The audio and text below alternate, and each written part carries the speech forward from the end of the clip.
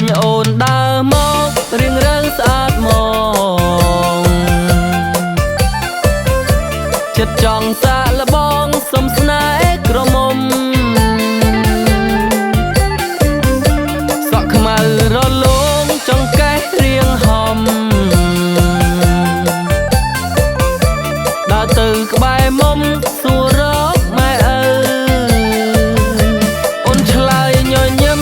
ថាម៉ែឲ្យចាំចិត្តបងរំភើបទៅហើបពីដីបងអភើតើស្មានបានប្រពន្ធថ្មីស្រាប់តែកូនស្រីពីរនាក់រត់មក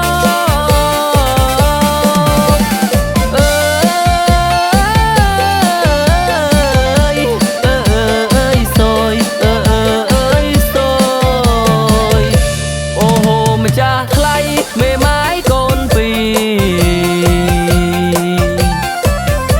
សាច់សលើសគេដូចការក្រពុំបងស្មានតែអូននៅលាវក្រមុំបងខំច្រឡំព្រោះធ្លាប់មានគូហើយទោះមេម៉ាយក្តីក៏បងមិនថយ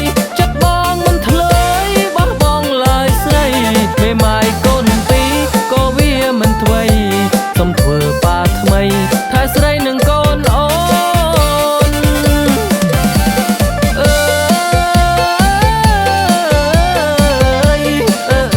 ើយសយ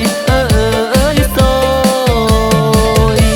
មេម៉ាយកូនពីរក៏បងមិនថ្មីសុំធ្វើបាថ្មីថែអូននឹងកូនមេម៉ាយកូនពីរបងក៏មិនថ្មីសុំធ្វើបាថ្មីថែអូននឹងកូនអូន